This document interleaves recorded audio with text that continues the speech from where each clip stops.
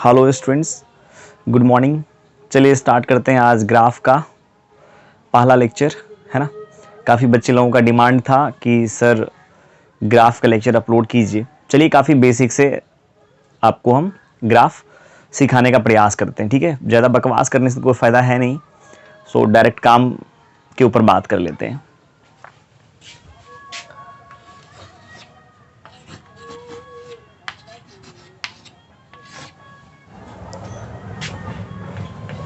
इसमें हम लोग पहले स्ट्रेट लाइन के ग्राफ से स्टार्ट करते हैं ना, काफ़ी छोटा छोटा ग्राफ है ना। उसके बाद फिर बड़ा बड़ा ग्राफ लेंगे, उसके बाद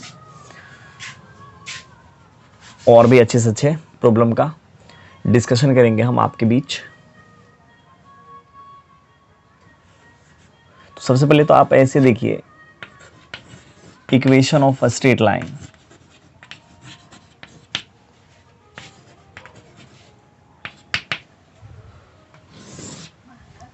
मतलब मेरे को कैसे पता चलेगा कि किसका ग्राफ स्ट्रेट लाइन होगा, है ना। उसको जानने के लिए पहले हम स्ट्रेट लाइन का जनरल इक्वेशन जान लेते हैं, उसके बाद फिर उसका ग्राफ तो सीधा स्ट्रेट लाइन होगा। मतलब इक्वेशन को देखते ही पता चल जाएगा ग्राफ हमको क्या करना है, मेरे को स्ट्रेट लाइन ड्रॉ करना है, ठीक है। तो याद रखिएगा, an equation of the form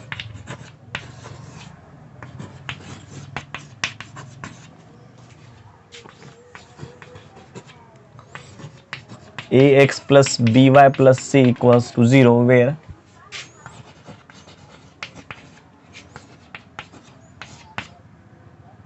A B एक साथ 0 नहीं होना चाहिए and A B C real number. मतलब जिस इक्वेशन का फॉर्म रहेगा क्या, A X plus B Y plus C equals to 0, ठीक है, उसका हमेशा ग्राफ स्ट्रेट लाइन हम लोग ड्रॉ करेंगे, ठीक है। आपको पता चल जाएगा जहां पर ए और बी एक साथ 0 नहीं होना चाहिए, मतलब A and B are not does not equals to 0 simultaneously, ठीक है। एक साथ क्या होना चाहिए, ए और बी 0 नहीं होना चाहिए। सी 0 हो सकता है, कोई दिक्कत नहीं है, क्योंकि ए बी सी जब रियल नंबर है तो रियल नंबर में 0 भी आता है, हाँ है ना। लेकिन जब रियल नंबर में ए 0 हो जाएगा तो बी 0 नहीं होगा, बी 0 होगा तो ए 0 नहीं होगा, बट सी 0 हो सकता है ना। सी के बारे में कुछ भी कहा नहीं गया, तो सी को आप 0 भी ले सकते हैं या नहीं भी लेंगे तो कोई दिक्कत नहीं है, ठीक है। फॉर एग्जांपल देख लेते हैं कौन कौन से इक्वेशन स्ट्रेट लाइन को रिप्रेजेंट करेगा। जैसे देख लीजिए यहाँ पर 2x plus 3y plus 1 equals to 0। यहाँ देख लीजिए, ए की जगह पर क्या है, ए की जगह पर 2 है, बी की जगह पर 3 है, सी की जगह पर 1 है ना। और देख लीजिए ये क्या कर रहा है, A X plus B Y plus C equals to 0 को फुलफिल कर रहा है ना, इसको फुलफिल कर रहा है। इसीलिए इसका जब हम ग्राफ ड्रॉ करेंगे तो क्या करेगा, इसका ग्राफ हमेशा स्ट्रेट लाइन को रिप्रेजेंट करेगा, ठीक है। अच्छा, पहला नंबर। दूसरा नंबर देखिए यहाँ पर 2x प्लस 5 इक्वल्स टू मान लीजिए 0 है। क्या ये स्ट्रेट लाइन की इक्वेशन को रिप्रेजेंट कर रहा है? सोचना है आपको। 2x plus 5 equals to 0 straight line की इक्वेशन को रिप्रेजेंट कर रहा है क्या? हाँ, ये भी स्ट्रेट लाइन की इक्वेशन को रिप्रेजेंट कर रहा है। अब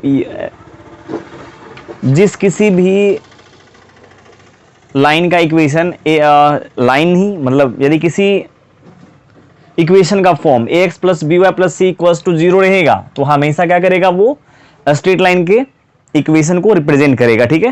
तो यहां देख लीजिए 2x प्लस 5 इक्वल्स टू 0 है, और क्या ये इस फॉर्म को फुलफिल कर रहा है?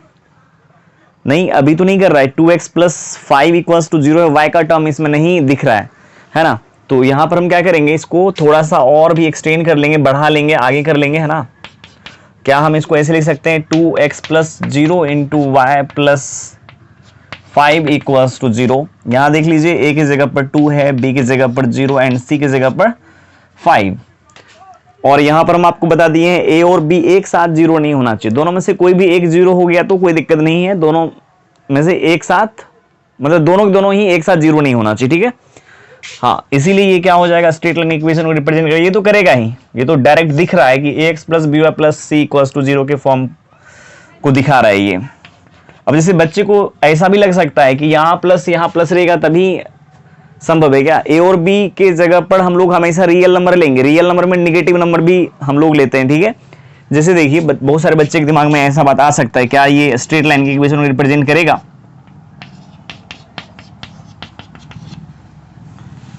तो स्ट्रेट लाइन होने के लिए A X plus B Y plus C equals to 0 के फॉर्म का इक्वेशन होना चाहिए ये।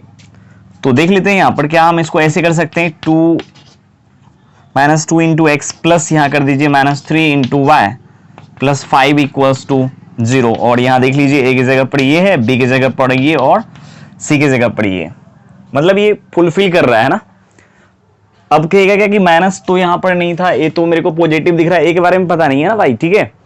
ए के बारे में बिल्कुल ही पता नहीं है, तो ए के बारे में जब पता नहीं है मेरे को और ए और बी के बारे में, ए बी सी के बारे में बोल दिया गया है, यहाँ पर क्या है, ये रियल नंबर है। तो रियल नंबर में -2 भी आता है, -3 भी आता है, क्योंकि रियल नंबर के बारे में आपको पता है, रियल नंबर रेशनल और प्रॉपर इरेशनल नंबर का सेट को ही हम लोग क्या करते हैं, रियल नंबर, और उसमें ये क्या है, रेशनल नंबर में आएगा, ठीक है। और इंटीजर भी कर सकते हैं, अभी ऐसे नंबर सिस्टम के ऊपर हम बात कर नहीं रहे हैं। आप सीधा इतना जानिए कि ये इस इक्वेशन को फुलफिल कर रहा है, -2 एक रियल नंबर है, -3 भी एक रियल नंबर है, 5 एक रियल नंबर है, ठीक है। बस इतना ही आपको जानना है अभी। और आपको ये जानना है कि ये इक्वेशन जो है, इसका जब हम ग्राफ ड्रॉ करेंगे तो एक स्ट्रेट लाइन को रिप्रेजेंट करेगा। उसके बाद फिर हम आते हैं किस पर, जैसे y + 2 = 0, क्या ये स्ट्रेट लाइन के इक्वेशन को रिप्रेजेंट कर रहा है? हाँ बिल्कुल। कैसे? 0 into X plus 1 into Y plus 2 = 0। और यहाँ देख लीजिए ए की जगह पर ये है, बी की जगह पर ये और सी की जगह पर ये आ गया, ठीक है ना। मतलब जो हम आपको बोले हैं ए और बी में कम से कम एक 0 हो सकता है, ठीक है क्या। नहीं भी हुआ तो भी कोई दिक्कत नहीं है, ऐसा नहीं है कि दोनों को 0 होना ही मतलब दोनों को 0 होना ही चाहिए या दोनों को 0 नहीं होना चाहिए, ठीक है क्या। होना तो नहीं चाहिए बिल्कुल भी, कभी भी। तो दोनों 0 नहीं होगा तभी स्ट्रेट लाइन की इक्वेशन को रिप्रेजेंट करेगा, ऐसा बिल्कुल नहीं है। तो अब जैसे देखिए, यदि किसी स्ट्रेट लाइन का, जैसे चलिए क्वेश्चन से ही हम कर लेते हैं। जैसे मान लीजिए एक क्वेश्चन है, 10th क्लास में आप किए होंगे, ग्राफ ड्रॉ किए होंगे, है ना। क्वेश्चन में क्या, ड्रॉ द ग्राफ,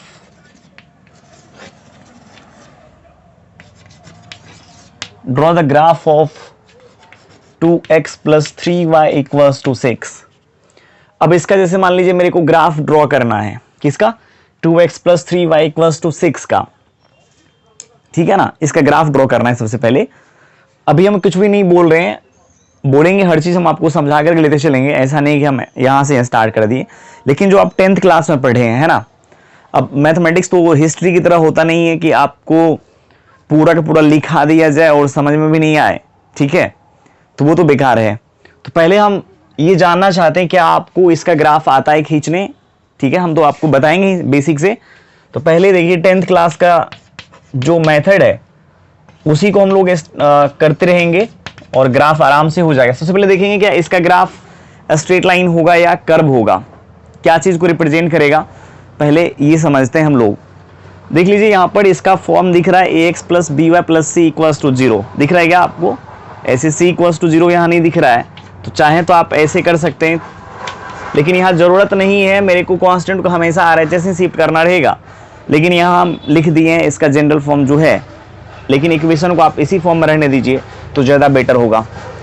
और 10th क्लास में पढ़े होंगे क्या करते हैं हम लोग, x को 0 कर करके y का वैल्यू निकालते हैं, y को 0 करके x का वैल्यू निकालते हैं, ठीक है क्या। x को 0 करेंगे, y का वैल्यू निकालेंगे, x 0 करेंगे, 2 × 0 कितना आ जाएगा, 2 × 0 + 3y = 6, देन 3y = 6, y = कितना, 2। यदि हम x को 0 करेंगे तो y का वैल्यू निकालेंगे तो कितना आएगा, 2, और y को यदि हम 0 करते हैं तो 2x + 3 × 0 = 6, तो 2x = 6 हो जाएगा, x = कितना आ जाएगा, 3। अभी हम कुछ भी बात नहीं कर रहे हैं, है ना। पहले तो आप जो जानते हैं हम उसके ऊपर थोड़ा सा बात कर लें, उसके बाद फिर हम आपको बताएंगे ये सब के बारे में, ठीक है।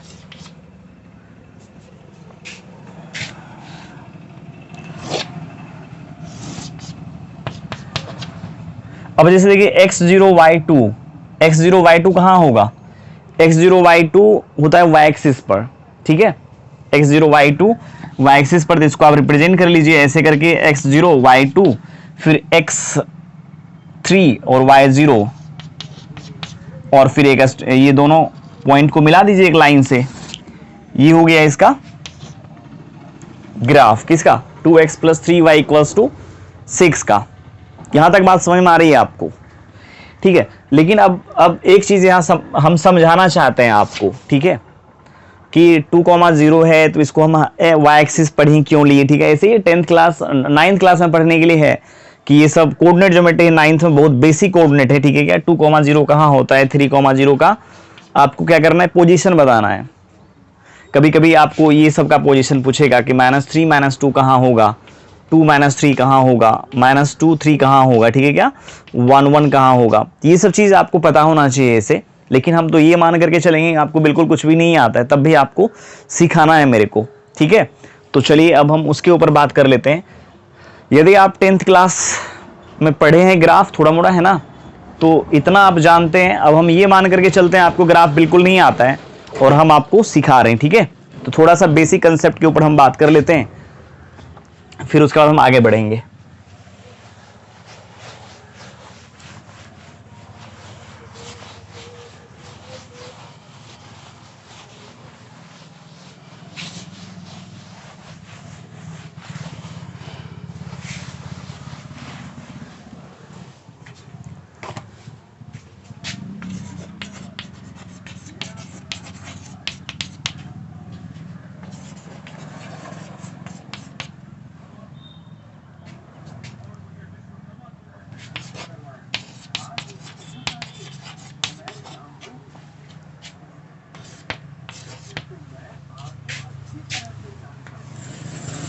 यहां लिखें क्या, some basic concept related to coordinate geometry, ठीक है। क्या सीजी का मतलब समझिएगा, कोऑर्डिनेट ज्योमेट्री से कुछ रिलेटेड हम बात कर रहे हैं यहां पर, है ना, ताकि आपको ज्यादातर समझ में आए, ठीक है, ग्राफ का मेरा लेक्चर।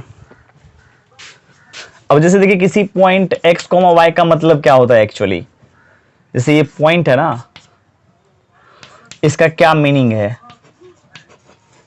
कोऑर्डिनेट ज्योमेट्री में, x, y पॉइंट का क्या मीनिंग है ये आपको समझना है।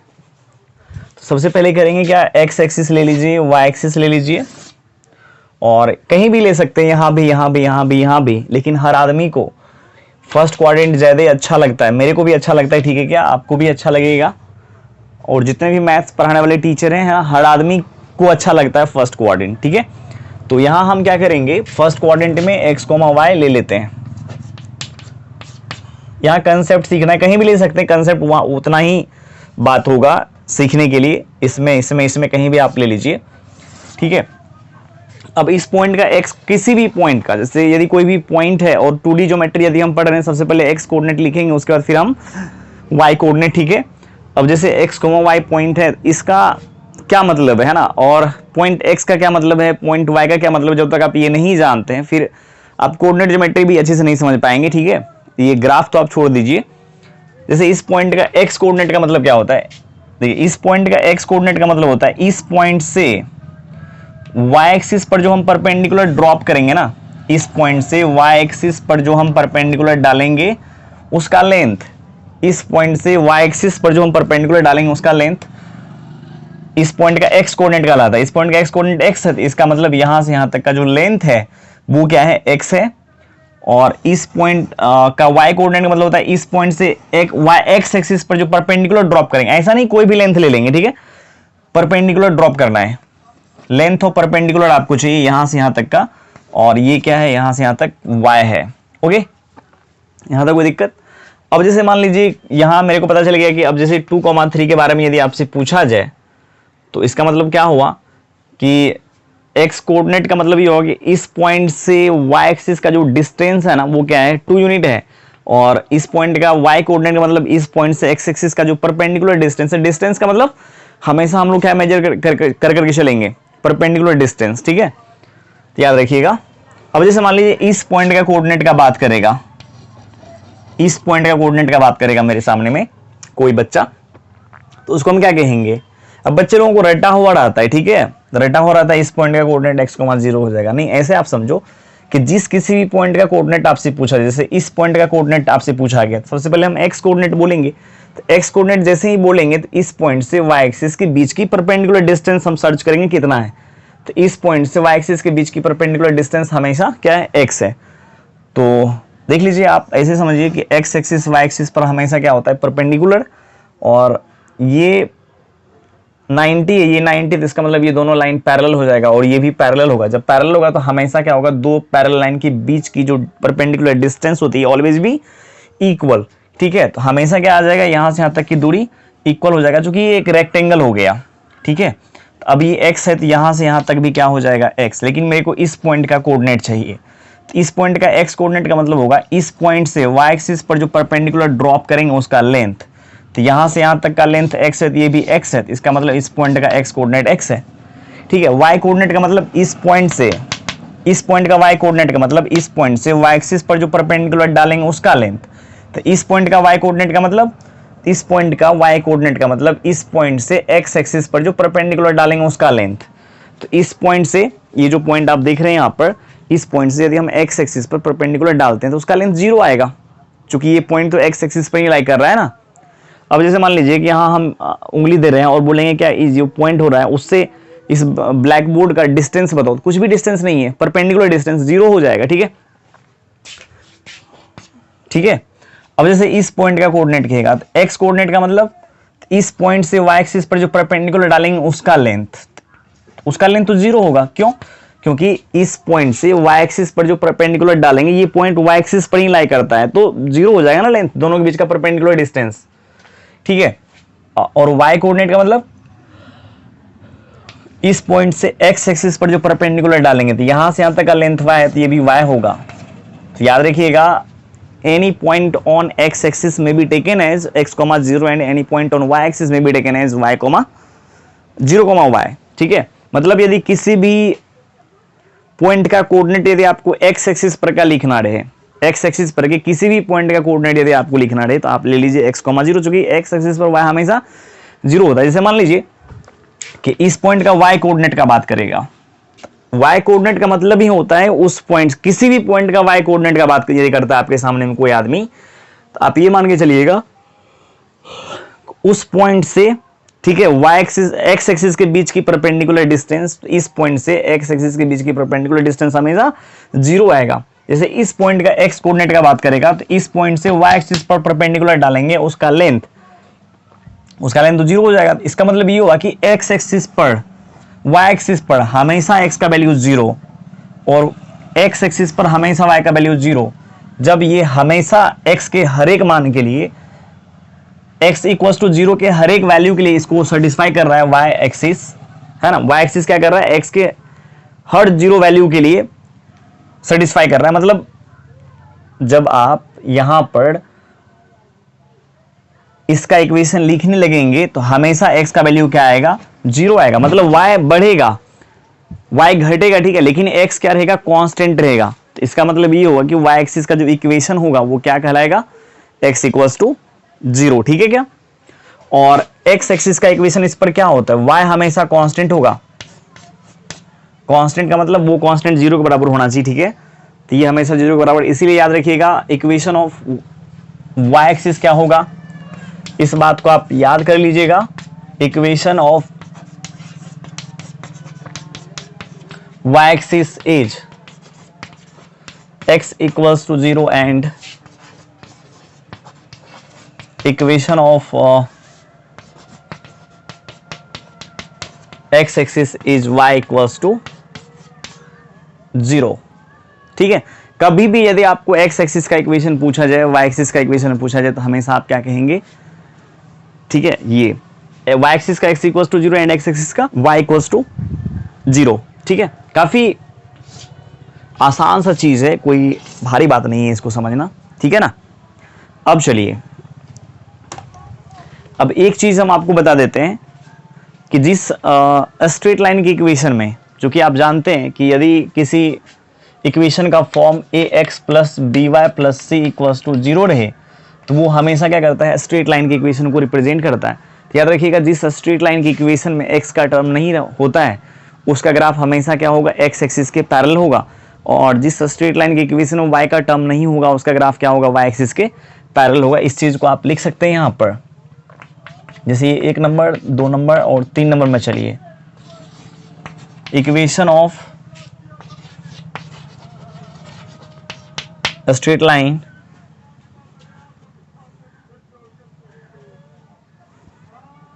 equation of a straight line does not contain x which is always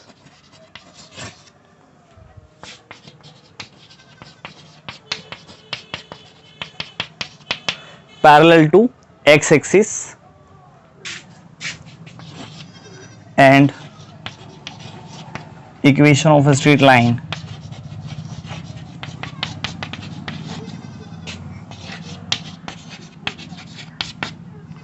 does not contain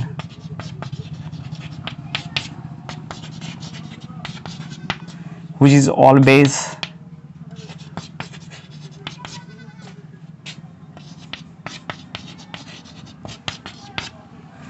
parallel to y axis. इसका मतलब ये हुआ कि जिस स्ट्रेट लाइन की इक्वेशन में x का टर्म नहीं रहेगा या x नहीं रहेगा, ठीक है क्या, जैसे मान लीजिए कि इसमें x नहीं रहा, जैसे 2y + 3 = 0 हो जाए या y = 3 हो जाए, ठीक है ना, उसका ग्राफ जिसका टर्म नहीं रहेगा उसका ग्राफ क्या होगा, उसी एक्सिस के पैरेलल होगा। जैसे मान लीजिए x का टर्म इसमें यदि नहीं रहा तो इसका ग्राफ हमेशा क्या आएगा, x एक्सिस के पैरेलल होगा, और जिस स्ट्रेट लाइन इक्वेशन में y का टर्म नहीं रहेगा उसका ग्राफ हमेशा क्या होगा, y एक्सिस के पैरेलल होगा। ऊपर वाला का ग्राफ हमेशा x एक्सिस के पैरेलल, नीचे वाले ग्राफ हमेशा y एक्सिस के पैरेलल। चलिए यहाँ मिटा करके 1-2 क्वेश्चन लेते हैं, उसके बाद फिर आपको अच्छे से समझ में आ जाएगा।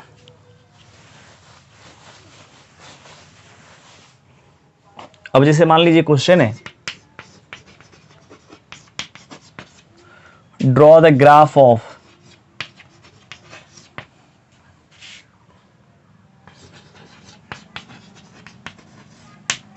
फॉलोइंग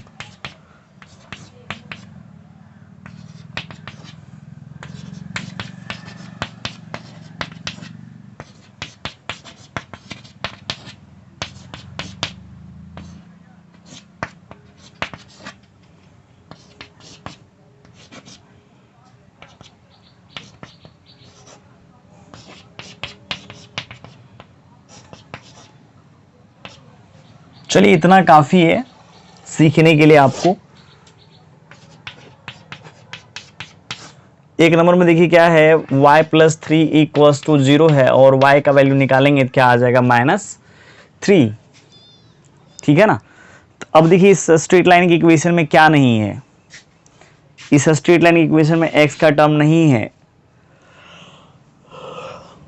इससे मेरे को पता चल रहा है कि इसका ग्राफ मतलब जो भी होगा, ठीक है क्या, लेकिन x एक्सिस के पैरेलल आएगा, ठीक है ना। चलिए ग्राफ ड्रॉ करने के लिए x एक्सिस y एक्सिस का खींचना तो xy प्लेन में बहुत जरूरी है ना। अब देखिए y = -3 कहाँ होगा, y = -3 तो नीचे ही होगा ना, क्योंकि यहाँ होता है y 0, तो y नेगेटिव और y पॉजिटिव, मतलब y ऊपर पॉजिटिव, y यहाँ 0, y इधर नेगेटिव, यहाँ x हो जाएगा 0, इधर हो जाएगा x पॉजिटिव, इधर हो जाएगा क्या, x नेगेटिव, ठीक है, यहाँ तक समझ में आ रही है। और y = -3, चलिए आपको यदि लगता है ठीक है तो डायरेक्ट भी आप -3 को दिखा सकते हैं, बहुत होगा तो इतना नीचे आएगा, और इसमें x का टर्म नहीं है तो इसका मतलब ये x एक्सिस के पैरेलल होगा, और यहाँ आप लिख दीजिए y = -3, और यहाँ का कोऑर्डिनेट यदि आपको लिखना रहे तो x 0 होता है, y हमेशा -3। y = -3 होने का मतलब ये हुआ कि इस लाइन पर कहीं भी यदि आप y का वैल्यू खोजेंगे तो -3 ही लेना पड़ेगा, आपको मिलेगा, ठीक है। और x क्या होगा, x या तो यहाँ बढ़ते हुए नजर आएगा आपको, या तो x घटते हुए नजर आएगा, ठीक है। मतलब हमेशा y का वैल्यू उस पर 3 आपको -3 आपको दिखेगा। ये बात आपको समझ में आया यहाँ तक। इस स्ट्रेट लाइन की इक्वेशन में x का टर्म नहीं है, इसीलिए इसका ग्राफ क्या हो गया, x एक्सिस के पैरेलल हो गया। अब इसका जरूरत नहीं है अभी यहाँ पर, है ना, समझा दिया आपको हम। इस स्ट्रेट लाइन की इक्वेशन में x का टर्म नहीं है, इसलिए इसका ग्राफ हमेशा क्या होगा, x एक्सिस के पैरेलल होगा। और इसमें आते हैं x + 2 = क्या है, 0, ठीक है ना। चलिए इधर मिटाते हैं इसको। अब यहाँ हम लिख दिए हैं यहाँ पे कि equation of a straight line does not contain Y which is always parallel to Y axis. मतलब जिस स्ट्रेट लाइन की इक्वेशन में वाई का टर्म नहीं रहेगा उसका ग्राफ वाई एक्सिस के पैरेलल होगा।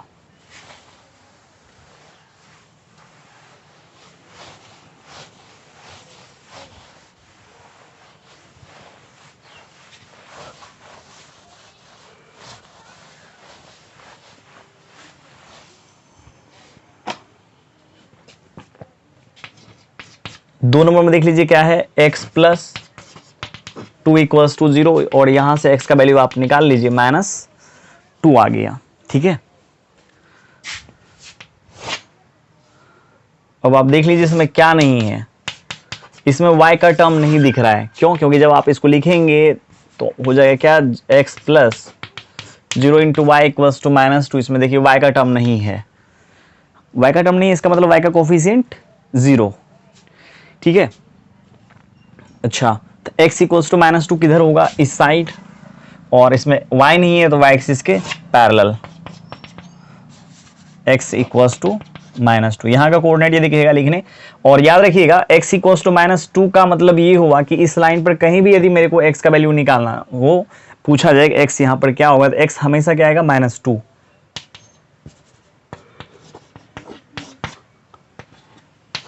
ये 0 0। ठीक है, उसके बाद फिर चलिए आगे बढ़ते हैं 3 नंबर पे।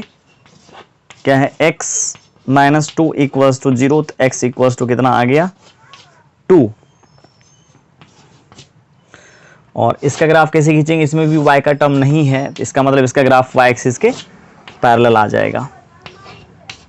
और हमेशा इस पर यदि आप x का वैल्यू खोजेंगे तो हमेशा क्या दिखेगा आपको, 2 2 2 दिखने लगेगा। ठीक है, हमेशा इस लाइन पर हमेशा x का वैल्यू 2 होगा। मतलब यहाँ पर यदि x कोऑर्डिनेट पूछा जाए तो 2, यहाँ पर x कोऑर्डिनेट पूछा जाए 2, यहाँ से x कोऑर्डिनेट पूछा जाए 2। इसलिए ऐसा इसलिए भी कि देखिए अभी जस्ट हम आपको बताए हैं एक चीज़ कि किसी पॉइंट का x कोऑर्डिनेट का मतलब होता है उस पॉइंट से y एक्सिस के बीच का परपेंडिकुलर डिस्टेंस। ठीक है, तो अब जब आप जानते हैं ये दोनों क्या है, पैरेलल है, तो यहाँ से जो परपेंडिकुलर ड्रॉप करेंगे हम, यहाँ से जो करेंगे दोनों को दोनों क्या आ जाएगा, इक्वल। तो यहाँ से यहाँ तक 2 है, तो ये भी क्या होगा, 2। हमेशा क्या आएगा, इसके बीच का दूरी तो 2 होगा ना, तो इसीलिए हमेशा क्या होगा, इस लाइन पर x इक्वल्स टू 2 लाई करेगा। ठीक है, तो जब कभी भी आपको x कोऑर्डिनेट के बारे में पूछा जाए इस पर, तो y क्या होगा, अलग अलग होगा, लेकिन x क्या होगा, सेम टू सेम यूज करेंगे हम लोग।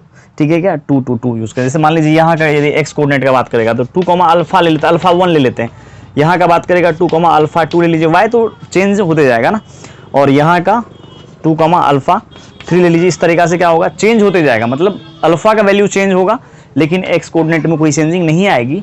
और यहाँ देख लीजिए, इसमें यदि आपसे पूछा जाए कि इसका बताइए मुझे यहाँ का कोऑर्डिनेट के बारे में बताइए, आप क्या बताना चाहेंगे, तो हम बोलेंगे क्या, मान लेते हैं अल्फा 1 और क्या -3, और यहाँ का कोऑर्डिनेट के बारे में क्या बोलेंगे, अल्फा 2 और -3, क्योंकि y हमेशा क्या होगा, कांस्टेंट रहेगा और x क्या होगा, चेंज होते रहेगा। समझ में आई ये बात। अब यदि आपको ये समझ में आ गया तो आप इजीली इनइक्वालिटीज़ का ग्राफ खींच लेंगे, इसके इनइक्वालिटी का। जैसे मान लीजिए कि यहाँ पर एक क्वेश्चन दे देते हैं हम,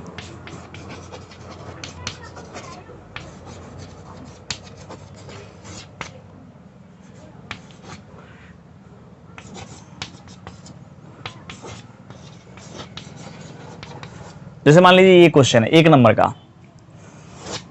अब 1 नंबर के खींचने के लिए जैसे क्या है, x is greater than equal to 2। हाँ या x is greater than equal to 2 है। यहाँ पर सबसे पहले हम क्या करेंगे, इक्वलिटी का ग्राफ खींचेंगे, क्योंकि x इक्वल्स टू 2 का ग्राफ हम खींचने के लिए जानते हैं, ना कि x is greater than equal to 2 का ग्राफ। ठीक है, चलिए इसका ग्राफ पहले खींच लेते हैं। इसमें y नहीं है, इसका मतलब इसका ग्राफ हमेशा क्या होगा, y एक्सिस के पैरेलल होगा। मान लीजिए यहाँ पर 2 है तो x इक्वल्स टू हो गया 2। ठीक है, अब यहाँ हम समझते हैं कि ये क्या कहना चाहता है। कह रहा है कि x का वैल्यू या तो 2 होगा या 2 से ग्रेटर होगा। और याद रखिएगा, जब कभी भी ग्राफ खींचते हैं हम लोग इनइक्वालिटी का, तो वो क्या करता है ना, किसी न किसी रीजन को कवर करता है। ठीक है, क्या ऐसा नहीं कि जैसे ये लाइन है तो केवल ये एक लाइन को शो कर रहा है, लेकिन ये जैसे हम इनइक्वालिटी का ग्राफ खींचेंगे तो एक पूरी रीजन को कवर करेगा। और रीजन को कवर इसलिए करता है, जो यहाँ पर आप देख लीजिए, रीजन को कवर ये क्यों करता है, कह रहा है कि x का वैल्यू क्या होना चाहिए, 2 से ग्रेटर।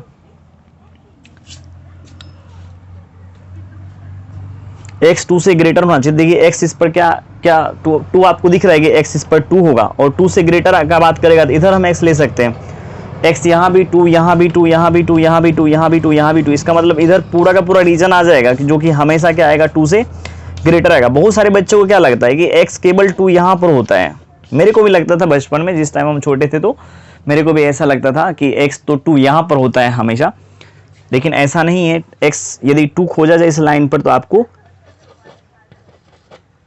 ये इनफाइनाइट मैनी पॉइंट को मिलाकर के एक लाइन, पॉइंट्स को मिलाकर के एक लाइन बना है, ठीक है।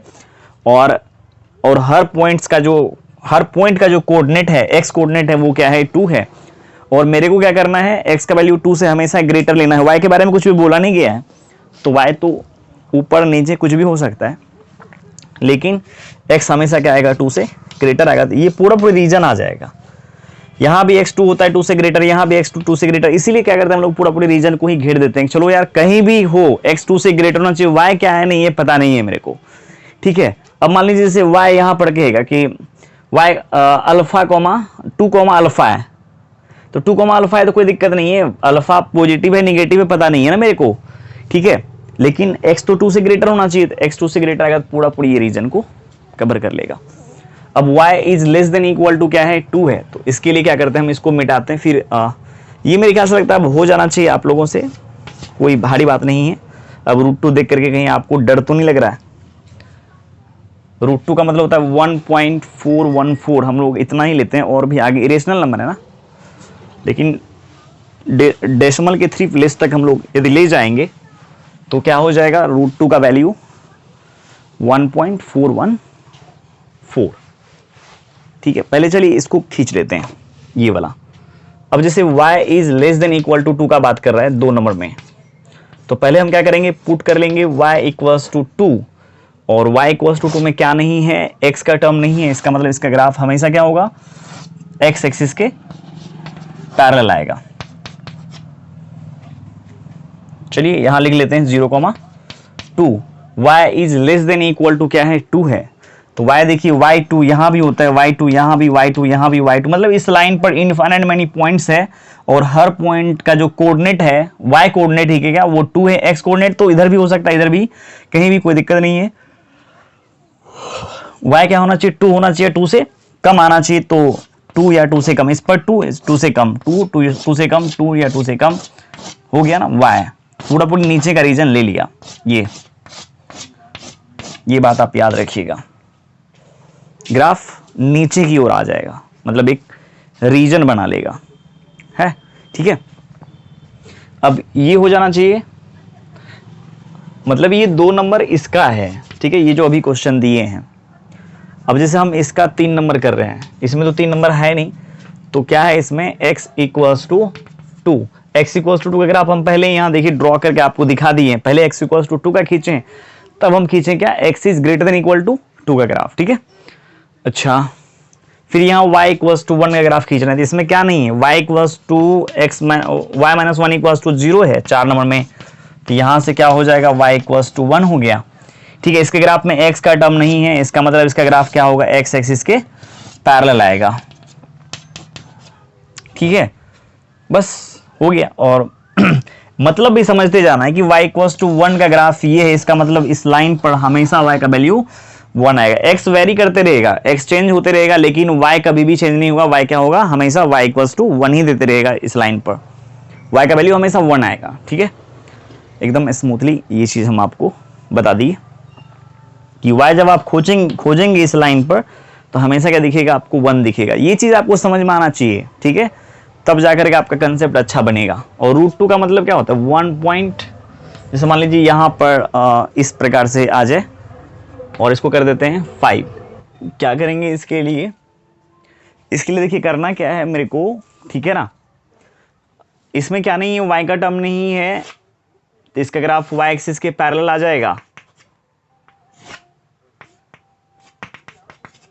और इस लाइन पर हमेशा जब आप खोजेंगे x का वैल्यू, तो √2 आपको दिखने लगेगा, y वेरीज करते हुए नजर आएगा आपको, y ऊपर नीचे आ सकता है, ठीक है क्या, लेकिन x हमेशा क्या आएगा, √2 ही आएगा। बार बार हम आपको बता रहे हैं तभी से। अब ये हो जाना चाहिए नीचे वाला।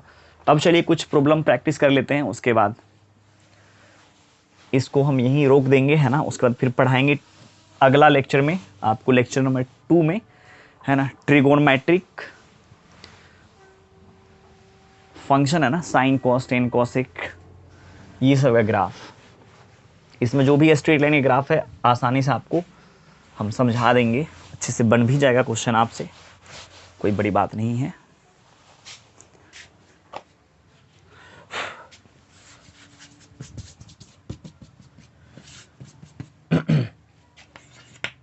तो ये ग्राफ आपको इस प्रकार से रह सकता है,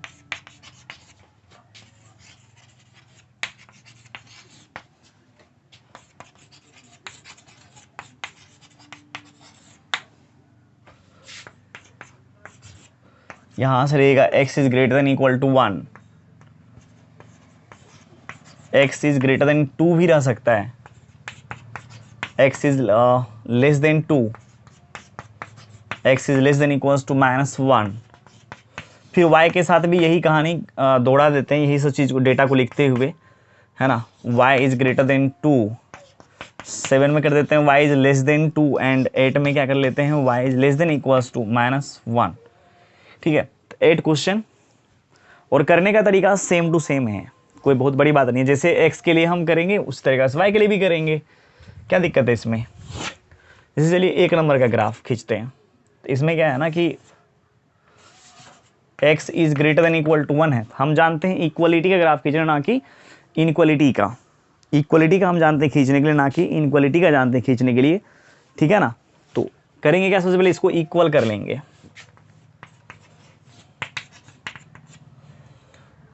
अब ग्राफ ड्रॉ कर लीजिए।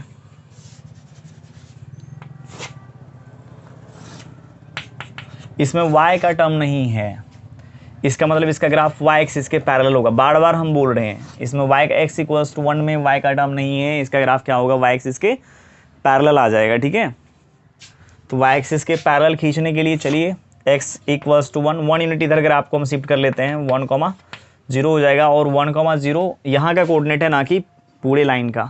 पूरे लाइन पर यदि x का वैल्यू आप देखेंगे तो हमेशा क्या दिखेगा, 1। ठीक है, अच्छा अब यहाँ देखिए कह रहा है क्या, x 1 होना चाहिए, 1 होना चाहिए। जब x का वैल्यू कहेगा 1 होगा तो इसका मतलब ये लाइन होगा, और 1 से ग्रेटर यदि होगा तो इधर वाला बात आ जाएगा, ठीक है ना, इधर वाला रीजन आ जाएगा। ठीक है, तो x 1 होना चाहिए या 1 से ग्रेटर 1, या 1 से ग्रेटर 1, या 1 से ग्रेटर 1, या 1 से ग्रेटर 1, या 1 से ग्रेटर, मतलब पूरा पूरा रीजन ये कवर कर लिया। ठीक है, ये पूरा रीजन कवर कर लिया। उसके बाद 2 नंबर में चलिए, 2 में क्या कर रहा है, x is greater than equal to 2, और यहाँ भी x 2 के इक्वल नहीं है, लेकिन हम पुट कर लेंगे। लेकिन जब भी ग्राफ खींचेंगे ऐसे, ठीक है, इनक्वलिटी का, तो हमेशा क्या कीजिएगा, इनक्वलिटी के ग्राफ को खींचने के लिए हमेशा आप क्या करेंगे, इक्वल टू करके ग्राफ खींचिएगा, चूंकि आपको पहले से पता होगा इसका ग्राफ खींचने के लिए। अब जब इक्वलिटी नहीं लगाया हुआ रहे, है ना, जैसे इक्वल का साइन यहाँ पर नहीं है, तो डॉटेड लाइन से ग्राफ ड्रॉ कर लेंगे। क्या दिक्कत है इसमें, डॉटेड लाइन से ग्राफ ड्रॉ कर लेंगे हम लोग। तो चलिए इसका ग्राफ ड्रॉ करते हैं। तो इसमें भी y का टर्म नहीं है, तो y एक्सिस के पैरेलल, लेकिन डॉटेड लाइन से। अब यहाँ क्या कहना चाहता है कि x का वैल्यू 2 से ग्रेटर होना चाहिए, मतलब 2 नहीं होना चाहिए, 2 से ग्रेटर होना चाहिए। यहाँ देखिए x 2 है, लेकिन 2 से ग्रेटर का मतलब होता है 2.01, 2.001, मतलब इस लाइन को टच नहीं करेगा ग्राफ, इसका वो जो रीजन होगा लाइन को टच नहीं करेगा, लेकिन लाइंस के जस्ट आगे के जितना भी आगे का जितना भी रीजन होगा सबको क्या करेगा, टच करते हुए जाएगा। मतलब ये डॉटेड लाइन को छोड़ करके बाद बाकी ये जो भी रीजन बन रहा है यहाँ पर, इसको क्या कीजिए आप ऐसे कर लीजिए। ठीक है, और यहाँ का यदि कोऑर्डिनेट आपको लिखना है तो बार बार आपको हम बता रहे हैं, लिख लीजिए 2,0। अब जैसे 3 नंबर में, तो यहाँ क्या कहना चाहता है कि x इज लेस देन 2, यहाँ पे क्या कीजिए, पुट कर लीजिए x इक्वल्स टू 2। ठीक है, और यहाँ से क्या हो जाएगा, x2 इस हिसाब से हो गया।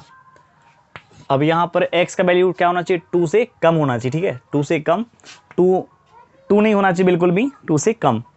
तो 2 से कम ये वाला रीजन, अच्छा लगने के लिए थोड़ा सा हम इस प्रकार से कर देते हैं इसको। ठीक है, अच्छा फिर यहाँ देखिए x is less than equal to -1।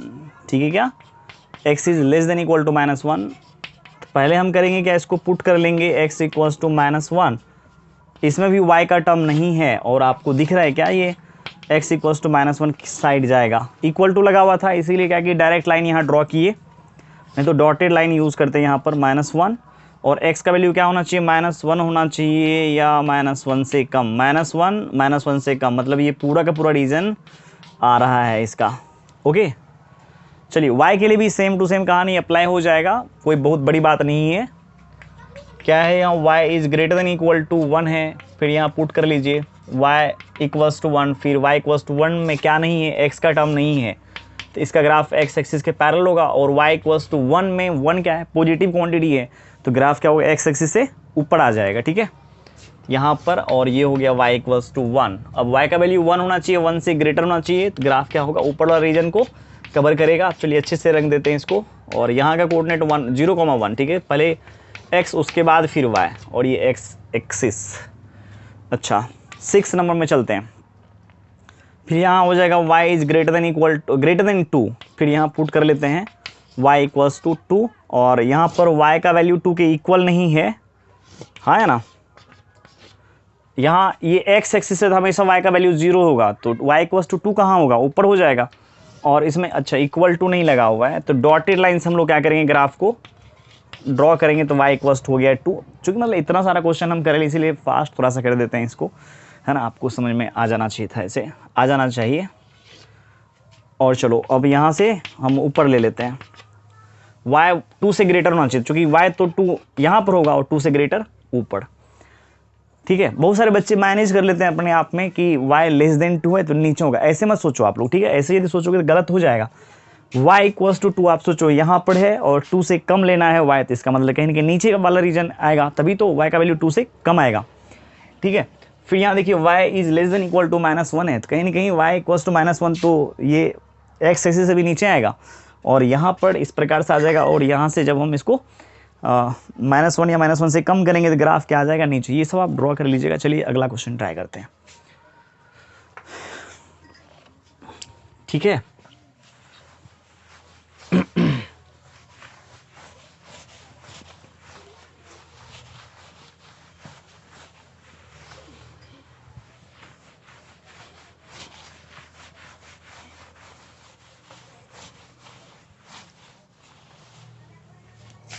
अब चलिए ग्राफ हम इस प्रकार से ले लेते हैं, कंबाइन कर देते हैं, मोर देन 1 ग्राफ को लेकर के हम प्लॉट करते हैं, रीजन को चेक करते हैं कि कौन सा रीजन बनने वाला है। जैसे देखिए यहाँ ग्राफ है आपका x is greater than equal to 1 and x is less than equal to 2। फिर दूसरा नंबर में x is greater than equal to 1। एक ही टाइप का ले लेते हैं, जितना भी टाइप का आपके सामने ग्राफ आएगा आप इजीली आराम से कर सकते हैं। y is greater than equal to 1, फिर y is greater than equal to 1 and y is less than equal to 3, फिर है y is greater than equal to -1 and y is greater than equal to 0, फिर है y is less than equal to 0, x is less than equal to 0, फिर है y is greater than equal to 1, y is less than equal to 2, x is greater than equal to 1 and x is less than equal to 2। इतना हम कर देते हैं आपको। ठीक है, कोई भी क्वेश्चन रहेगा निगेटिव पॉजिटिव, ठीक है क्या, हर क्वेश्चन को बनाने का आप योग्य बन जाएंगे, बिल्कुल इतना मैं गारंटी के साथ बोल ही सकता हूँ आपको। ठीक है, अब यहाँ देखिए 1 नंबर को हम लोग कर लेते हैं, x is greater than equal to 1 and क्या है, x is less than equal to 2। अब सबसे पहले क्या करेंगे, इसका भी ग्राफ खींचेंगे, इसका भी ग्राफ खींचेंगे। अब दोनों ग्राफ एक साथ दिया गया है, इसका मतलब एक ही एक्सिस पर दोनों को ड्रॉ करना है। ठीक है, इसको भी और इसको भी। चलिए ठीक है, दोनों को एक ही एक्सिस पर हम ड्रॉ कर देते हैं।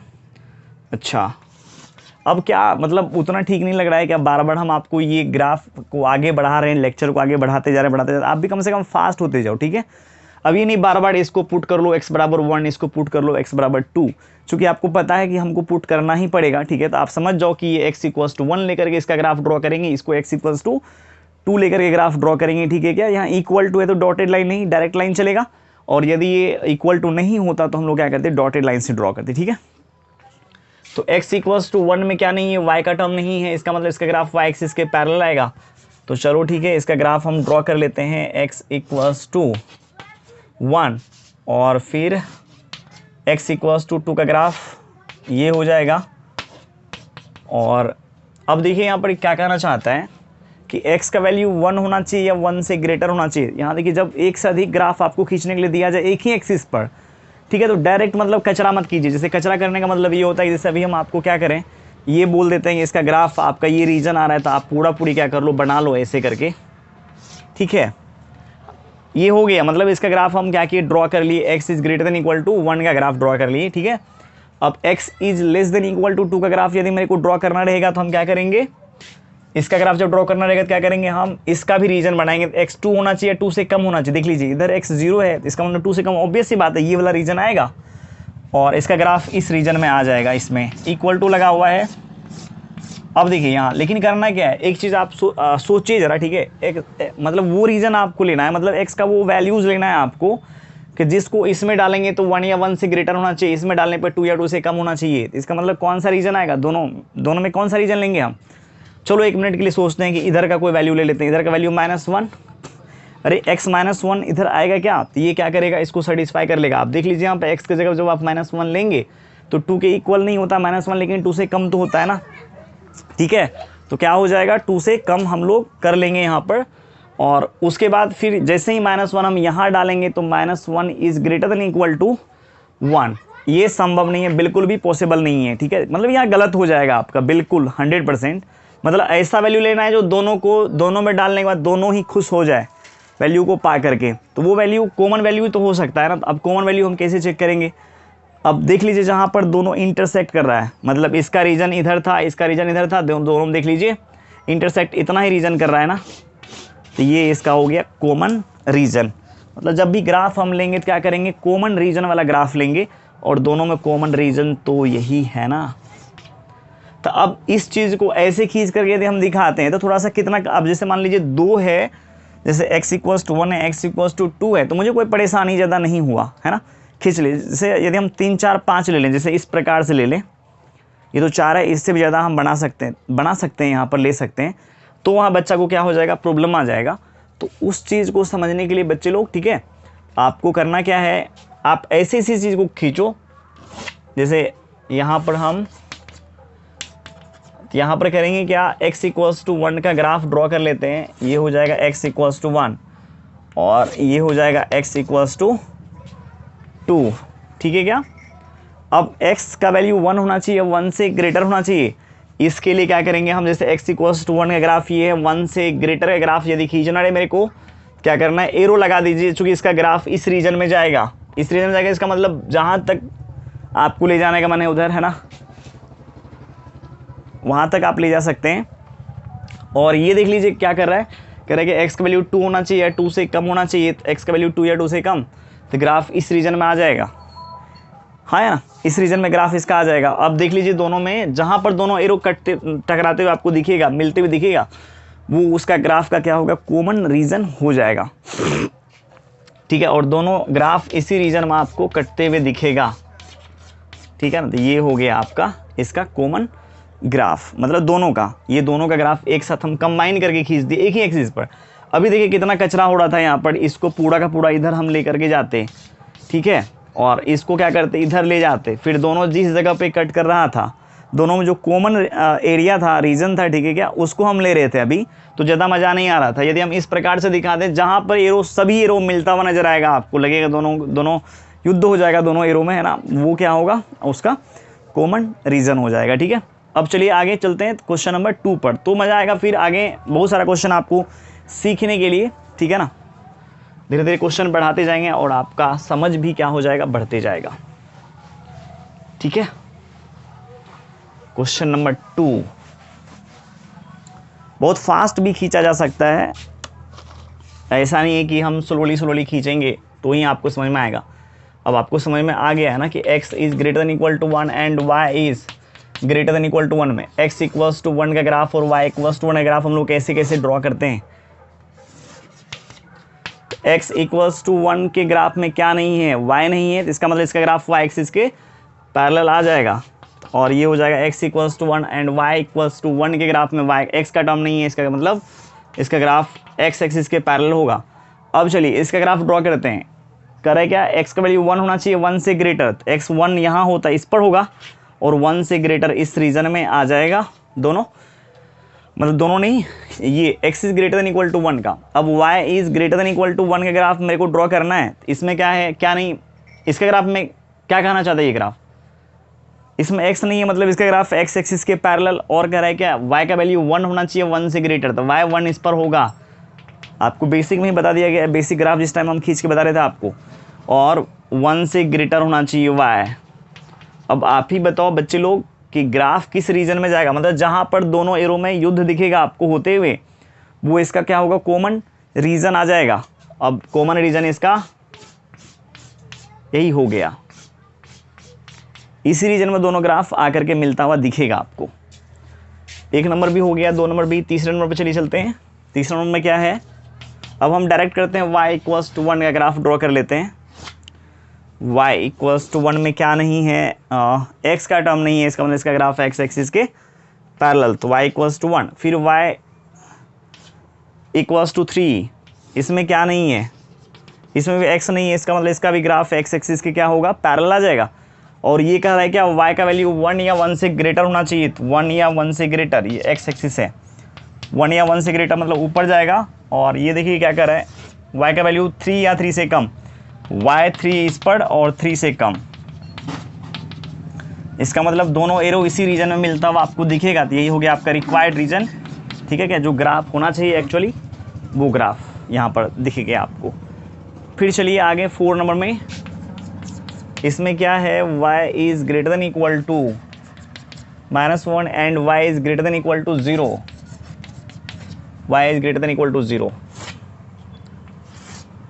y is greater than equal to -1, इसमें इक्वल टू लगा हुआ है, तो y इक्वल्स टू -1 का ग्राफ ये हो जाएगा, ठीक है क्या, और y इक्वल्स टू 0 का ग्राफ होगा क्या, x एक्सिस। और इसमें देखिए क्या कहना चाहता है, ये कहना चाहता है y का वैल्यू -1 या -1 से ग्रेटर, और x का y का वैल्यू 0 या 0 से ग्रेटर, तो किस रीजन में दोनों एरो दिखेगा आपको, ये रीजन, यही रीजन है जो कॉमन रीजन है। क्योंकि इसमें ये नहीं आएगा तो दोनों रीजन, ये ऊपर जाएगा और ये ऊपर तो मिलता हुआ नजर आएगा इसी रीजन में, ठीक है ना। तो ये हो गया आपका रिक्वायर्ड रीजन। ओके, 4 भी हो गया। 5 नंबर में चलिए, 5 नंबर में क्या है, y is less than equal to 0 and x is less than equal to 0।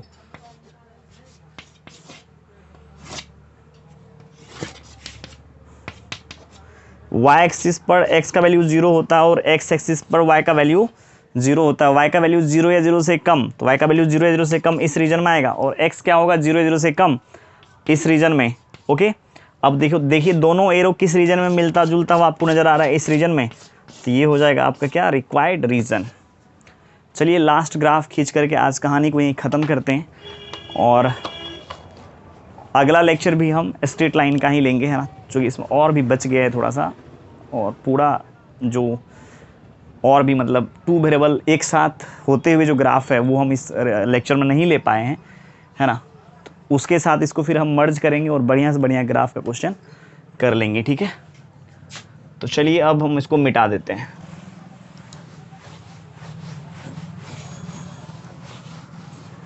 थोड़ा सा बेसिक से पढ़ाने के बाद तो टाइम लगता ही है ना, नहीं तो फिर बच्चे को समझ में कैसे आएगा, ठीक है। अब जैसे चलिए 6 नंबर में, पहले तो x एक्सिस y एक्सिस हम ड्रॉ कर लेते हैं, ठीक है, कोई बात नहीं। इसमें क्या कहना चाहता है, y is greater than equal to 1, तो y इक्वल्स टू 1 का पहले खींच लेते हैं, और ग्रेटर देन इक्वल टू 1 का मतलब है तो एरो ऊपर बढ़ा देते हैं, ठीक है क्या, यहाँ तक कोई दिक्कत नहीं होना चाहिए आपको। फिर y is less than equal to 2, फिर y इक्वल्स टू 2 का ग्राफ यहाँ पर, और लेस देन इक्वल टू होने का मतलब ये हुआ कि y का वैल्यू 2 या 2 से कम होना चाहिए। उसके बाद x is greater than equal to 1, सबसे पहले क्या करेंगे, x इक्वल्स टू 1 का ग्राफ खींचेंगे, जो कि ये आ जाएगा x इक्वल्स टू 1, और x का वैल्यू 1 होना चाहिए 1 से ग्रेटर होना चाहिए, मतलब जितना भी रीजन है हम एक एक रीजन में एरो दिखा दिए हैं, ठीक है। और उसके बाद देखिए x is less than equal to 2, x equal to 2 यहाँ है, लेस देन इक्वल टू 2 का बात करेगा। अब आप यहाँ पर देख लो कौन ऐसा रीजन है जिस रीजन में आपको सभी ग्राफ मिलता जुलता, मतलब सभी एरो मिलता जुलता नज़र आ रहा है ना। आप देख लो एक बार अच्छे से। अभी यदि हम ये वाला रीजन लेते हैं, इतना रीजन, तो इसमें ये वाला नहीं दिखेगा, ये तो दिख सकता है इसमें, चूँकि इसका एरो नीचे तक आएगा, लेकिन ये वाला नहीं दिखेगा, मतलब ये रीजन नहीं लेंगे। कॉमन लेना चाहिए मेरे को सभी में, मतलब सभी में जो इंटरसेक्टिंग रीजन होगा ना, जो इंटरसेक्ट करेगा, मिलता जुलता लगेगा, है ना, वह इसका कॉमन रीजन होगा। और दिख रहा है मेरे को कि केवल चारों एरो इसी रीजन में मिलेगा, है ना। अब जैसे मान लीजिए कि इतना कुछ होने के बावजूद भी यदि मेरे को यहाँ का कोऑर्डिनेट, यहाँ का कोऑर्डिनेट, यहाँ का कोऑर्डिनेट और यहाँ का कोऑर्डिनेट पूछा जाए तो हम क्या बताएंगे। जैसे यहाँ का कोऑर्डिनेट यदि मेरे से पूछा जाए यहाँ का, तो अब देखिए पहले x कोऑर्डिनेट हम लोग बोलते हैं, उसके बाद फिर y कोऑर्डिनेट, ठीक है।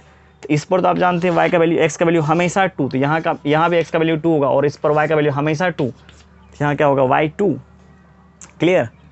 अब जैसे यहाँ का मेरे को कोऑर्डिनेट लिखना है, इस पर देख रहे हैं ये लाइन ही है x इक्वल्स टू 2 का, इसका मतलब x हमेशा 2, और ये लाइन है y का वैल्यू 1 का, तो हमेशा इस पर y 1 आ जाएगा, मतलब यहाँ का 2,1 आएगा। और यहाँ आते हैं हम लोग, इस जगह x का वैल्यू हमेशा 1 और y 1, और इस जगह हमेशा x कितना 1 और y 2।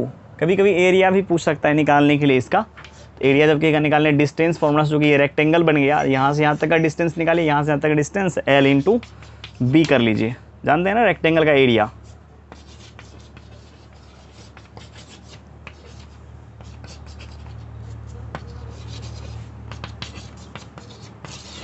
लंबाई इंटू चौड़ाई। चलिए स्टूडेंट्स, आज कहानी को यहीं ख़त्म करते हैं, ठीक है। और अभी स्ट्रेट लाइन का ग्राफ कंप्लीट नहीं कर पाए हम, ठीक है, और भी इसमें बच गया है, एक लेक्चर और लगेगा, उसमें आपको अच्छे से हम कर देंगे। उसके बाद फिर हम तीसरे लेक्चर में देखेंगे ट्रिगोनोमेट्रिक रेशियोज़ का ग्राफ, और फिर इस प्रकार से बढ़ाते जाएंगे हम, चौथे लेक्चर, पाँचवें लेक्चर, है ना, यदि समय मिला तो, ठीक है। चलिए, थैंक यू, बाय बाय।